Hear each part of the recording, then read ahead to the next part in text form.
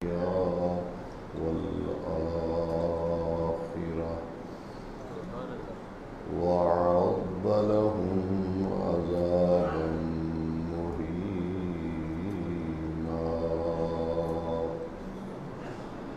صدق الله مولانا العظيم. إن الله وملائكته يصلون على النبي يا أيها الذين آمنوا صلوا عليه وسلموا تسليما. الصلاة والسلام عليك يا سيدي يا رسول الله وعلى آلك وأصحابك يا رحمة للعالمين.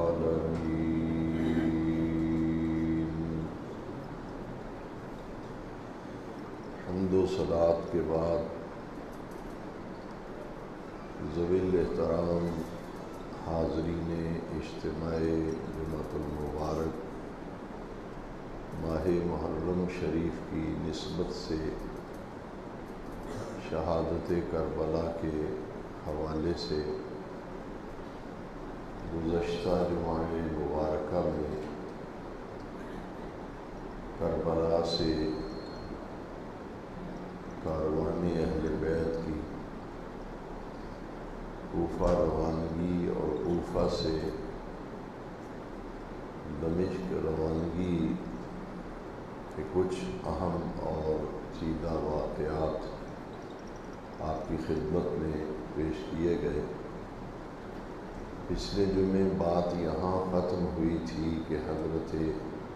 امام علی مرتبت، امام علی وقار، پیکر صبر و رضا، سیدنا امام حسین رضی اللہ تعالی عنہ کے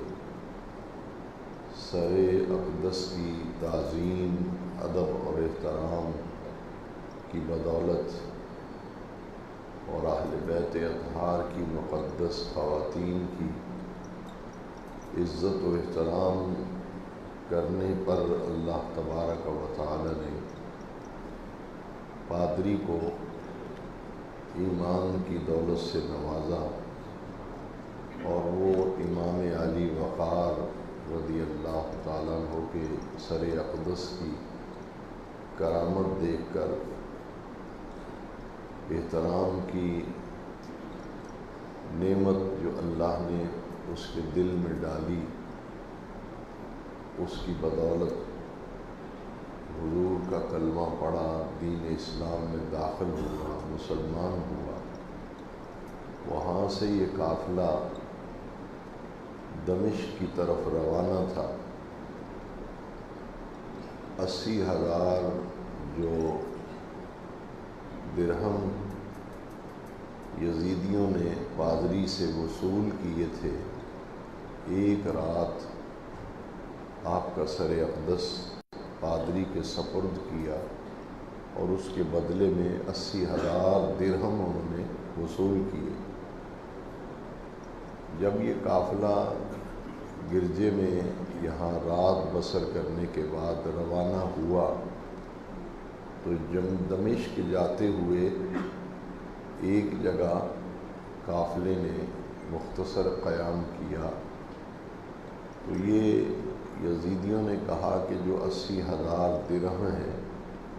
یہ یزید کے پاس پہنچنے سے پہلے سب ہم آپس میں تقسیم کر لیتے۔ قافلے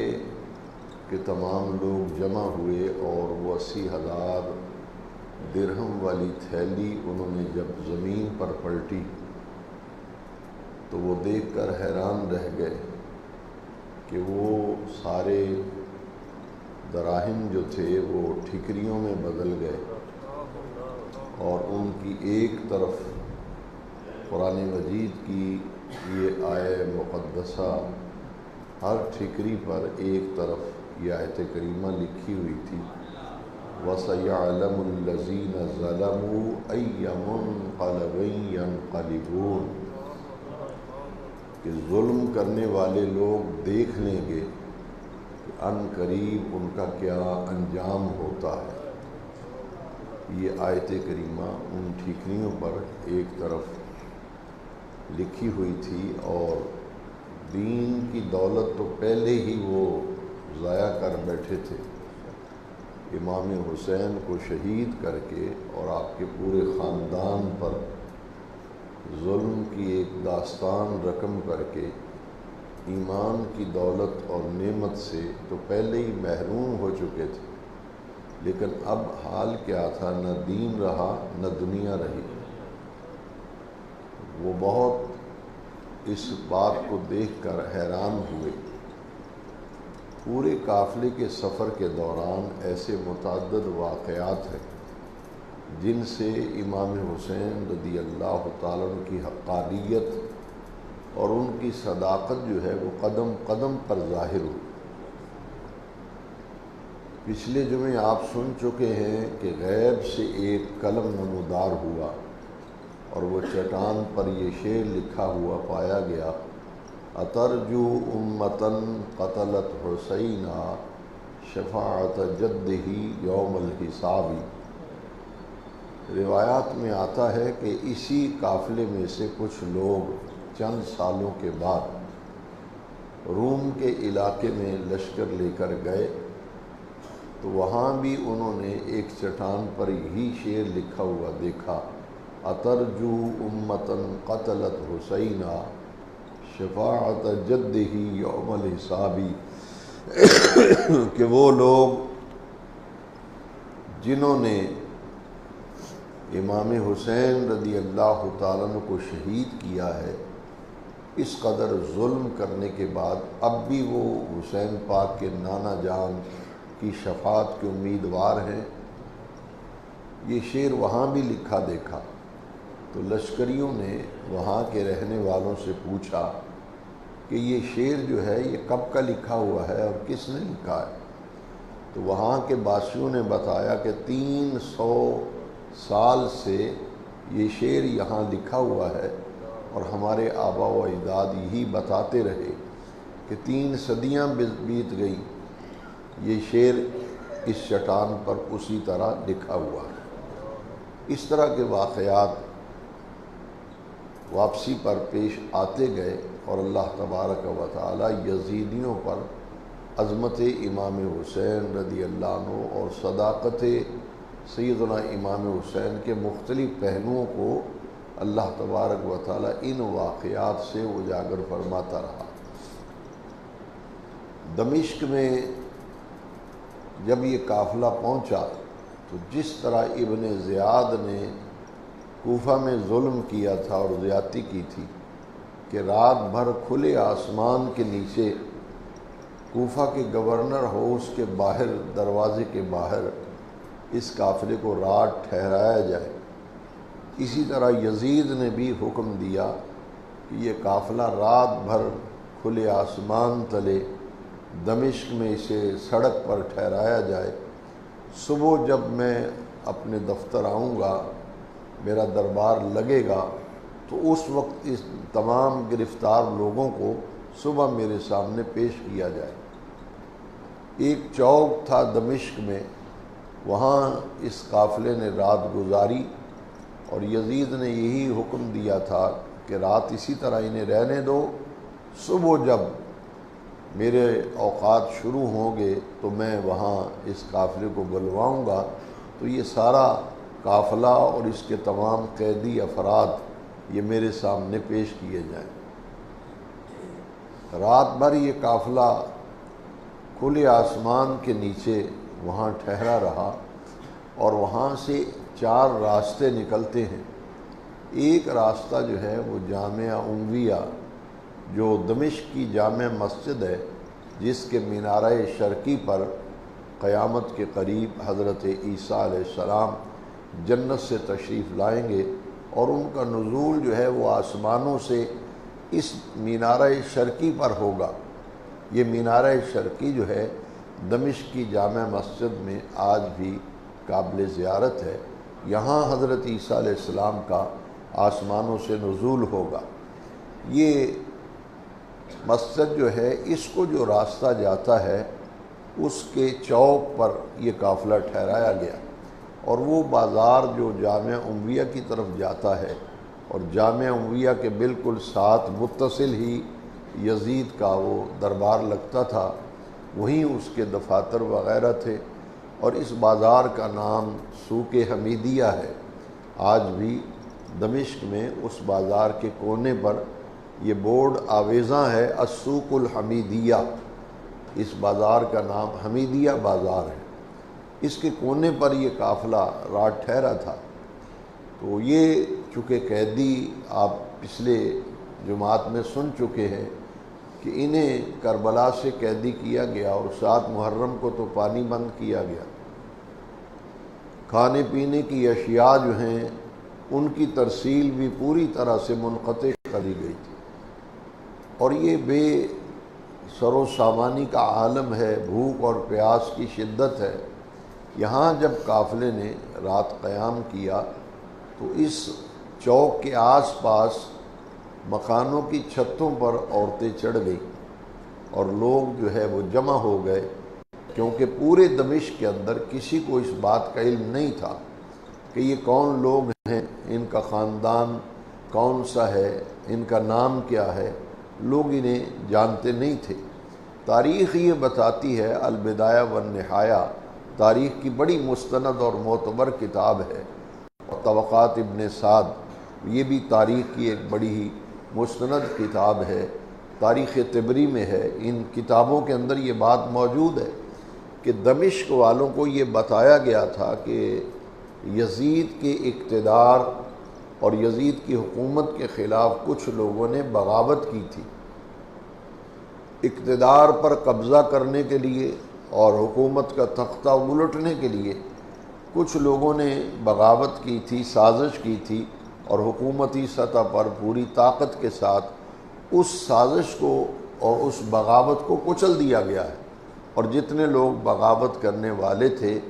ان کو قتل کر دیا گیا ہے، اور یہ کٹے ہوئے سر جو نیزوں پہ نظر آ رہے ہیں یہ ان باغیوں کے سر ہیں جنہوں نے حکومت کے خلاف بغاوت کی تھی۔ دمشق میں یہ بات مشہور کی گئی اور بتایا گیا، لیکن کسی کو یہ خبر نہیں تھی کہ یہ کون لوگ ہیں۔ اسی دوران میں ایک بوڑھی سی خاتون جو ہے وہ مکان کی چھت کے اوپر تھی، اس نے جب یہ قافلہ دیکھا تو اس کے دل میں خیال آیا کہ اس قافلے کے اندر تو پردہ دار عورتیں بھی ہیں جنہیں قیدی بنایا گیا ہے، تو اس کے دل میں خیال آیا کہ میں کچھ کھانے پینے کی اشیاء، کچھ چادریں، کچھ لباس ان کو بطور نذرانہ پیش کروں، کیونکہ قیدیوں کے ساتھ تو حسن سلوک جو ہے یہ ہر دور میں رہا ہے کہ جو قیدی لوگ ہوتے ہیں ان سے اظہار ہمدردی کرنا اور ان کے خیالات جو ہیں، ضروریات ان کا خیال رکھنا، یہ ہر دور میں رہا ہے۔ اگرچہ قیدی جو ہے وہ کس قسم کا ہو، انسانیت کے کچھ تقاضے ہوتے ہیں۔ انہی تقاضوں کے پیش نظر وہ خاتون جو ہے کچھ کھجوریں، تاریخ کی کتابوں میں آتا ہے کہ تازہ کھجوریں تھیں اور دودھ تھا، وہ پیالے میں ڈالا، اور کچھ روٹی کے ٹکڑے تھے، وہ لے کر کے آئی، اور سب سے پہلے اس نے ان پردہ دار مقدس بیویاں جو تھیں ان کی خدمت میں وہ پیش کیا۔ اب معاملہ یہ ہوا کہ حضرت سیدہ زینب چونکہ یہاں خواتین کی سربراہ تھیں اور اس قافلے کی سالار تھیں، آپ نے اس عورت سے پوچھا کہ ہمیں تو کربلا سے لے کر کوفہ تک اور کوفہ سے لے کر دمشق تک کسی نے پانی تک نہیں پوچھا، ہمارا حال نہیں پوچھا، آخر تم کون ہو، ہمارے ساتھ یہ تمہاری ہمدردی کیوں ہے؟ اتنی ہمدردی کہ ہمارے پینے کے لیے دودھ بھی لے آئی ہو، اور ہمارے کھانے کے لیے تازہ کھجوریں بھی لے آئی ہو، اور کچھ کپڑے بھی اور چادریں بھی تم نے بھیج دیں کہ یہاں کھلے بازار میں یہ لوگ رات بسر کریں گے، آخر ان کی بھی کوئی ضروریات ہیں، تو ہماری ضروریات کو پورا کرنے کے لیے یہ سب تو نے جو اہتمام کیا ہے، اس نے ہمیں سوچنے پہ مجبور کر دیا ہے کہ آخر ماجرا کیا ہے، معاملہ کیا ہے، تیرے دل میں ہمارے لیے جو ہمدردی کے جذبات پیدا ہوئے ہیں اس کی کیا وجہ ہے۔ اب وہ بوڑھی عورت جو ہے وہ تو یہ جانتی نہیں تھی کہ یہ کون لوگ ہیں، اور اس نے کہا کہ مجھے یہ نہیں پتا کہ تم کون ہو، کہاں سے آئے ہو، تمہارے ساتھ یہ ظلم کیوں ہوا ہے کہ قیدیاں جو ہیں وہ ان کے اندر مخدرات عصمت پردہ دار خواتین ہیں۔ حضرت زین العابدین جو بیمار تھے وہ بھی گرفتار ہیں۔ اس نے یہ سارا منظر دیکھ کر کہا کہ مجھے یہ تو علم نہیں کہ تم کون ہو، کہاں سے آئے ہو، تمہارے ساتھ ایسا کیوں کیا گیا ہے، مگر آپ نے یہ سوال کیا ہے کہ میرے دل میں یہ ہمدردی کے جذبات یہ کیوں کر پیدا ہوئے اور میں کیوں یہ سارا سامان لے کر آپ کی خدمت کے لیے آئی۔ تاریخ کے اندر آتا ہے کہ اس عورت نے کہا کہ میں جب جوان تھی اور جوانی کی منزلوں کو میں طے کر رہی تھی، یعنی ابھی جوان ہو رہی تھی، تو میں مدینہ منورہ میں میری ایک مالکن تھی، جن کے گھر میں کام کاج کیا کرتی تھی۔ گھر کے کام میرے سپرد تھے اور میں نوکرانی کی حیثیت سے، خادمہ کی حیثیت سے، ملازمہ کی حیثیت سے میں نے اس گھر میں قیام کیا تھا۔ اور جب کچھ وقت گزرنے کے بعد میں چونکہ دمشق کی رہنے والی تھی اور محنت مزدوری کرنے کے لیے میں اپنے والدین کے ساتھ مدینہ منورہ گئی تھی، تو وہاں میں نے ایک گھر میں نوکری کر لی۔ اب میرے والدین جب واپس دمشق آنے کا ارادہ کرتے ہیں تو اس وقت میں نے اپنی مالکن سے کہا کہ میں جو خدمت آپ کی کر سکی اسے قبول کیجئے، اب میں جوانی کی منزلوں کو پہنچ چکی ہوں، میرے ماں باپ میری شادی کرنا چاہتے ہیں، وہ یہاں واپس وطن جانا چاہتے ہیں دمشق میں، مجھے کوئی ایسی نصیحت کرے، کوئی ایسی وصیت کرے جو میرے لیے نفع بخش ہو، میرے لیے فائدہ مند ہو، اور جس سے میں دنیا کی زندگی میں کامیابی کی منزلوں کو طے کر لوں۔ تو میری مالکن نے، میری سیدہ نے مجھے یہ کہا کہ زندگی میں اگر کہیں اور کبھی تجھے قیدی مل جائیں تو ان کی کچھ خدمت کر دینا۔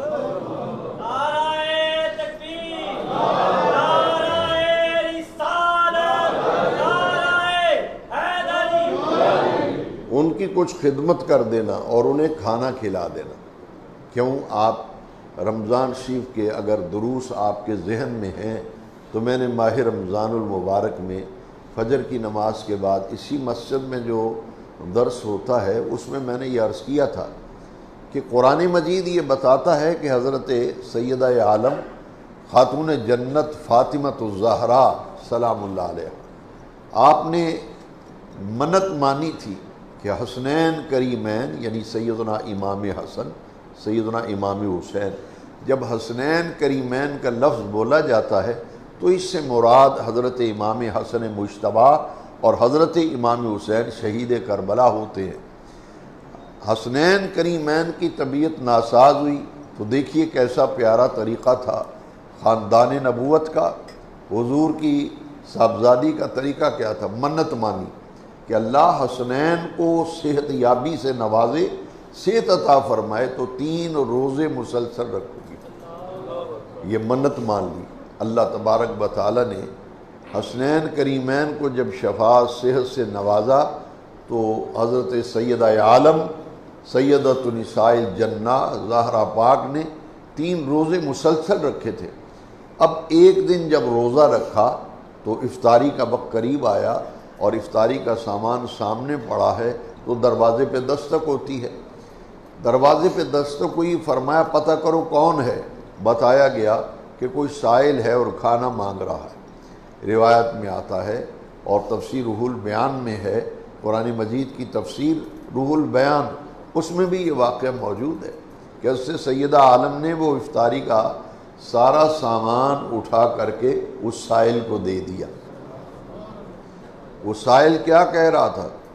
کہ میں مسکین ہوں، مجھے کھانا چاہیے، سارا کھانا دے دیا اور خود سادہ پانی سے اور 1 آدھ کھجور سے روزہ افطار فرما لیا۔ دوسرا دن بھی اسی طرح آیا کہ سائل دروازے پہ افطاری کے وقت آتا ہے اور آ کر کہتا ہے کہ میں یتیم ہوں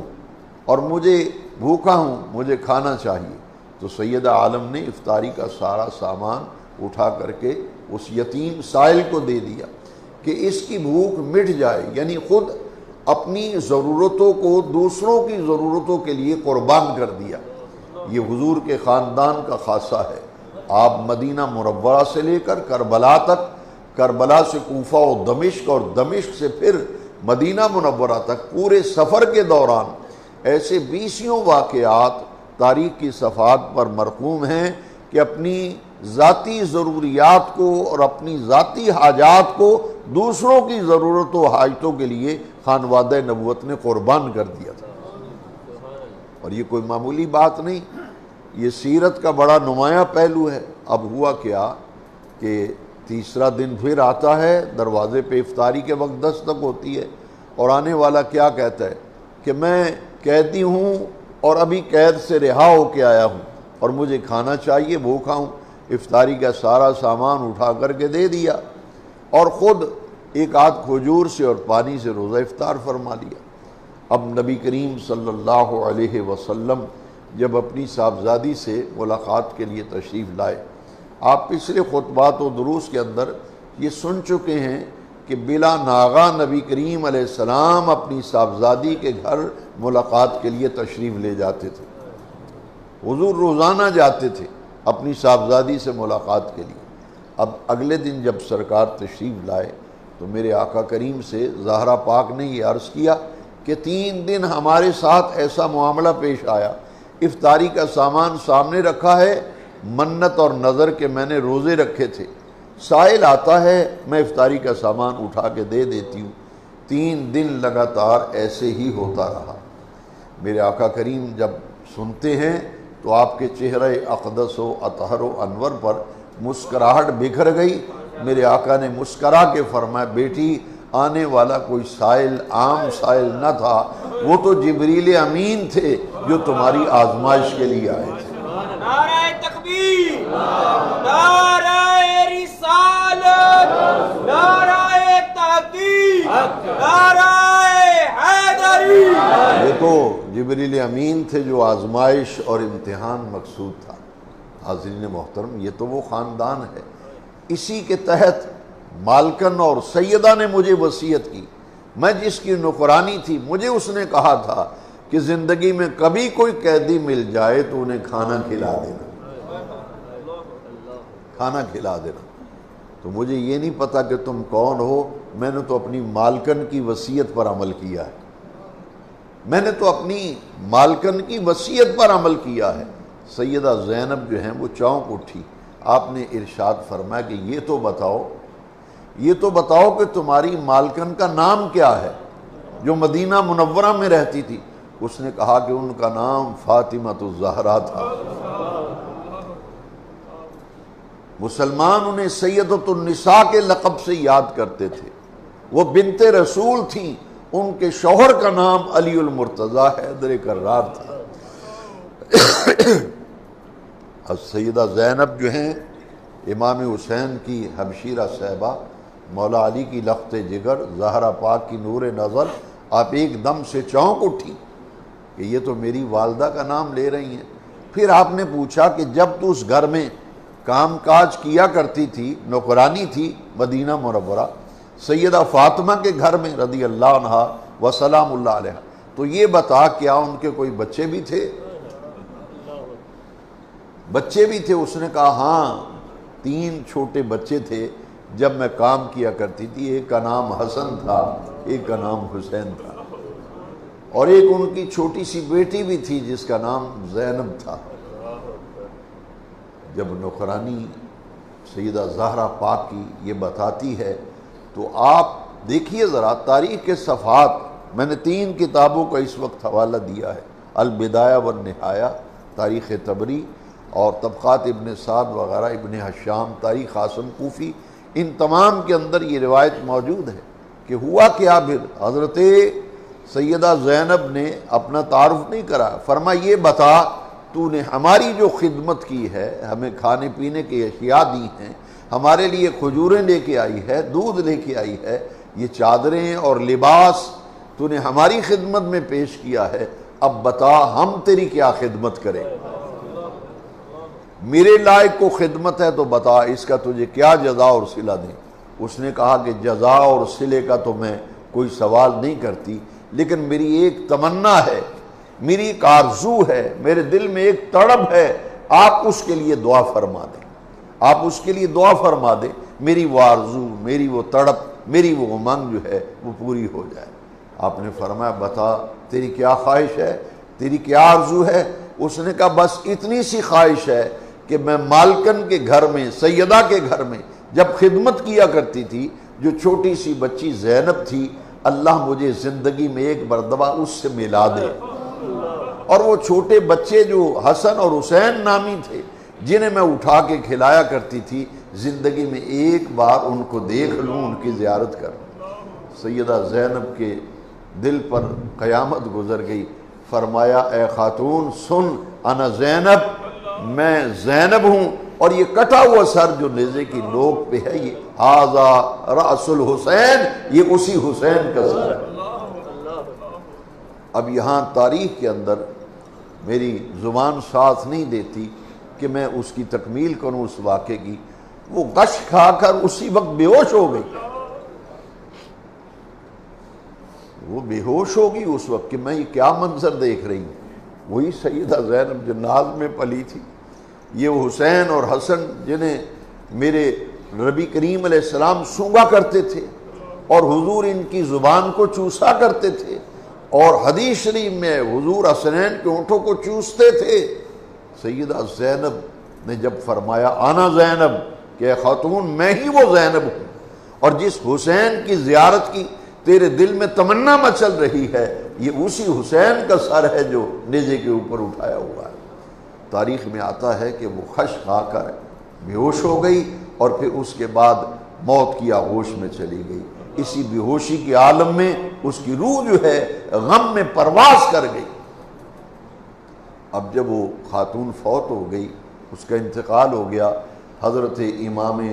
زین العابدین کو آواز دی سیدہ زینب،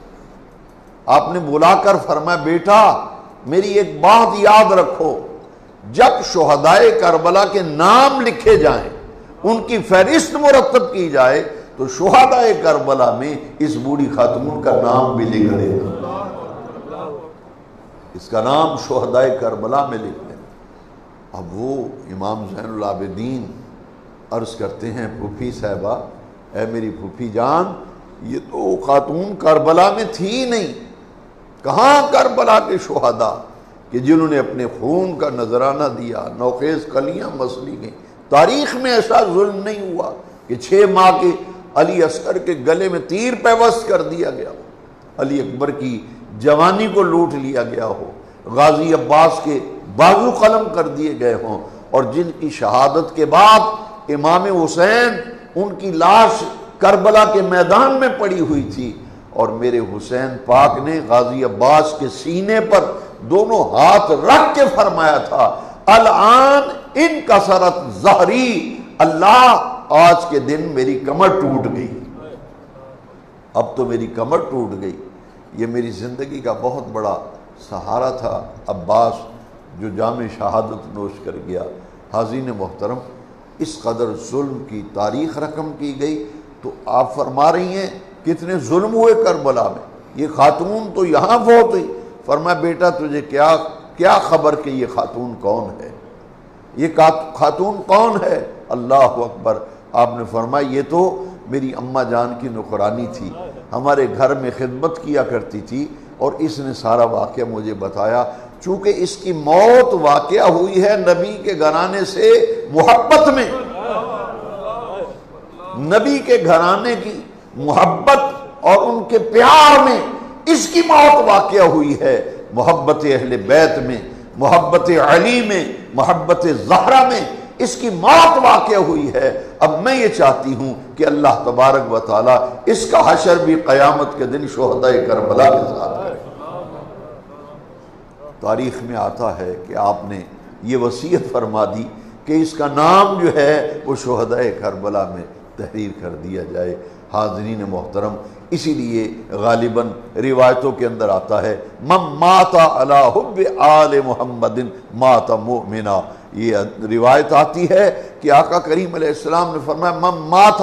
علی حب آل محمد مات مؤمنا، جو حضور کی آل اولاد اہل بیت ان کی محبت میں جو مرتا ہے وہ حالت ایمان میں دنیا سے جاتا ہے،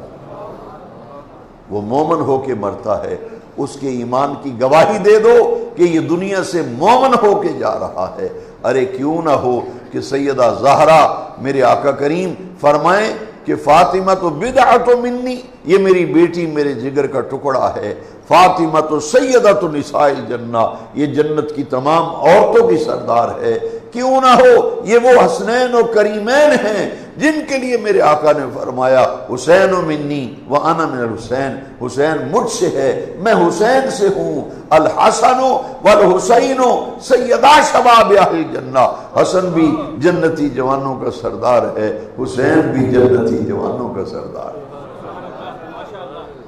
حاضرین محترم، یہاں سے قافلہ جو ہے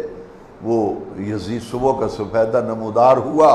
اللہ اکبر، یزید کا دربار لگا ہوا ہے، امام علی مقام کا سر ایک تشت میں رکھ کر یزید کے سامنے رکھا گیا۔ یہاں میں ایک روایت البدایہ والنہایہ کے حوالے سے پیش کرتا ہوں کہ یزید کے حوالے سے کچھ گفتگو ایسی کی جاتی ہے جس سے سننے والے کے ذہن میں شکوک و شبہات پیدا ہوتے ہیں، لہذا میں یہ مناسب سمجھتا ہوں کہ آج کے اس مبارک جمعۃ المبارک کے اجتماع میں آپ کو البدایہ والنہایہ کی وہ روایت سنا دوں تاکہ کسی کے ذہن کے اندر ان باتوں کو سن کر اگر یزید کی بدبخت کی حمایت کے کچھ جراثیم ہیں تو ان کا خاتمہ ہو جائے۔ یزید کے سامنے جب امام علی مقام کا سر کاٹ کر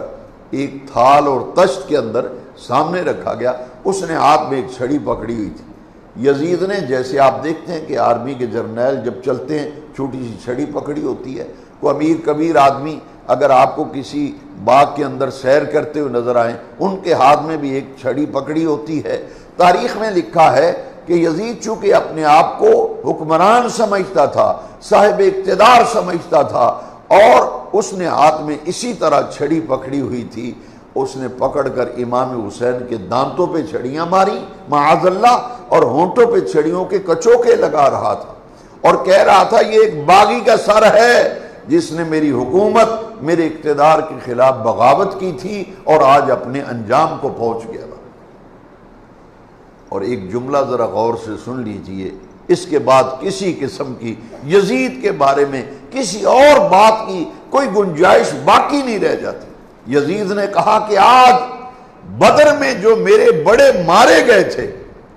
بدر میں میرے بڑے جو مارے گئے تھے ان کا بدلہ میں نے نبی کی اولاد سے لے لیا ہے۔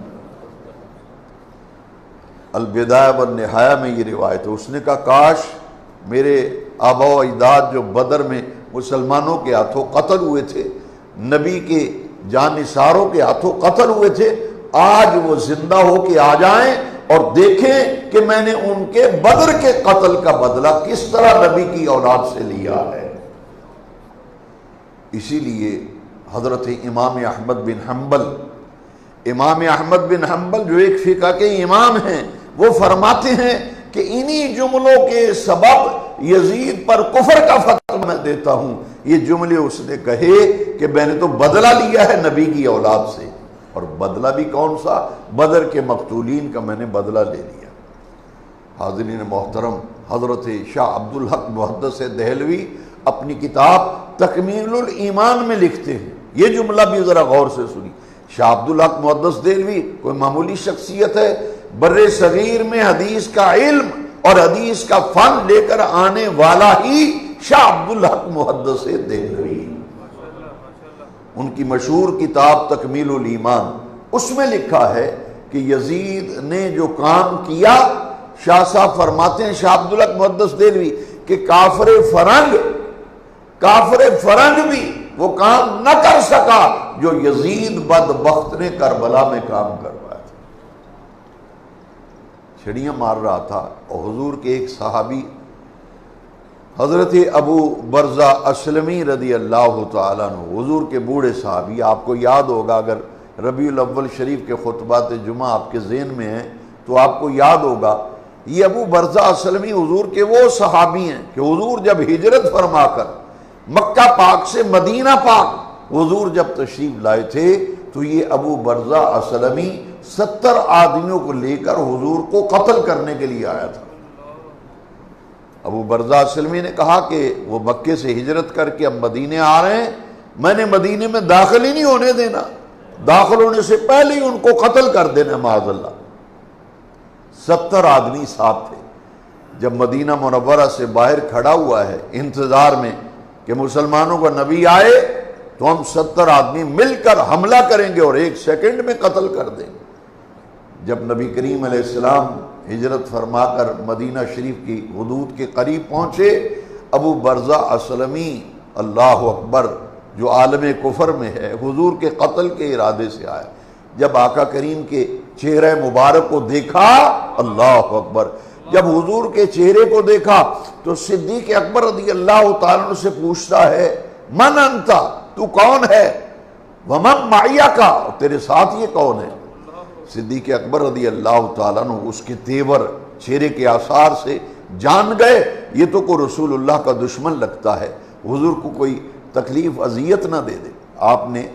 کیسی حکمت عملی سے جواب دیا، فرمایا یہ میرے راہبر ہیں، یہ میرے رہنما ہیں۔ اس زمانے میں جسے رہنما کہا جاتا تھا اس سے مراد یہ ہوتی تھی کہ یہ راستہ بھول گیا ہے، میں اس کو راستہ بتانے کے لیے آیا۔ تو جو راستہ بتانے والا ہوتا تھا اسے رہنما کہتے تھے۔ رہنما کا معنی یہ ہے کہ راستہ دکھانے والا۔ صدیق اکبر نے کیسا جواب دیا، یہ میرے رہنما ہیں، یعنی انہوں نے مجھے ایسا راستہ دکھایا ہے جو کفر سے نکل کر میں ایمان کے راستے پہ آ گیا، گمراہی سے نکل کر ہدایت کے راستے پہ آ گیا ہوں، تاریکی کے راستے سے نکل کر روشنی کے راستے پہ آ گیا۔ اس نے کہا اچھا یہ تمہارے رہنما ہیں، مگر ان کے چہرے کی تابانیاں بتا رہی ہیں، ان کے چہرے کی تابانیاں بتا رہی ہیں، یہ تو اللہ کا کوئی بہت بڑا مقرب ہے۔ اللہ اکبر۔ صدیق اکبر رضی اللہ تعالیٰ نے دیکھا کہ حضور کے چہرے پاک کی زیارت کر کے اس کے تیور بدل گئے، وہ فوراً اس کے ہاتھ سے تلوار چھوٹ کے گر پڑی اور آقا کریم کے قدموں میں گر پڑا۔ اس نے کہا مجھے لگتا ہے آپ ہی وہ اللہ کے سچے رسول ہیں، آپ ہی رسول ہیں اور سچے رسول ہیں، میں تو آپ کو قتل کرنے کے ارادے سے آیا تھا، لیجئے ہاتھ بڑھائیے، مجھے اپنے ہاتھ پہ مسلمان کیجئے اور مجھے کلمہ پڑھا دیجئے۔ وہ کلمہ پڑھ کے جب مسلمان ہو گئے، یہ وہ ابو برزہ اسلمی مسلمان ہوئے، اللہ اکبر اللہ اکبر۔ تو وہ جو 70 آدمی تھے نا وہ کھڑے دیکھ رہے ہیں، یہ اکیلا مسلمان ہوا، اکیلا مسلمان ہوا۔ وہ جو 70 آئے تھے انہوں نے کہا کہ عجیب بات ہے، قتل کرنے کے لیے لایا ہمیں ساتھ اور اسلام قبول کرنے میں اکیلا ہی اسلام قبول کر لیا۔ انہوں نے کہا کہ ہمیں بھی محروم نہ رکھ، ہمیں بھی اس بددعا کے مکھڑے والے کے چہرے کو دیکھ کر ان 70 آدمیوں نے کہا لیس بوجہ کاذب ہو، اگر یہ جھوٹا ہوتا تو اس کا چہرہ کبھی اس طرح کا نہ ہوتا۔ اس نے کہا کہ چہرے کی درخشانی، چہرے کی شگفتگی، شادابی، انوار الہیہ اور تجلات ربانیہ کی بارش بتا رہی ہے، یہ یقیناً نبی ہے، رسول ہے، لیکن اللہ کا سچا اور رسول و پیغمبر و نبی۔ وہ 70 آدمی بھی مسلمان ہو، یہ وہ ابو برزہ اسلمی ہے جو حضور کی ہجرت کے موقع پر مدینہ شریف، جب مدینہ شریف میں ہجرت مدینہ کے وقت حضور کے چہرے کی زیارت کر کے مسلمان ہونے والا یہ صحابی حضرت ابو برزہ اسلمی، اللہ اکبر۔ آپ جانتے ہیں کہ واقعہ کربلا سن 61 ہجری میں ہوا۔ اب دیکھیے کہ یہ تو ہجرت کا واقعہ ہے، تو ابو برزہ اسلمی بہت زیادہ بوڑھے ہو چکے تھے، 80 سے زیادہ عمر، حضور کے بوڑھے صحابی۔ انہوں نے جب دیکھا،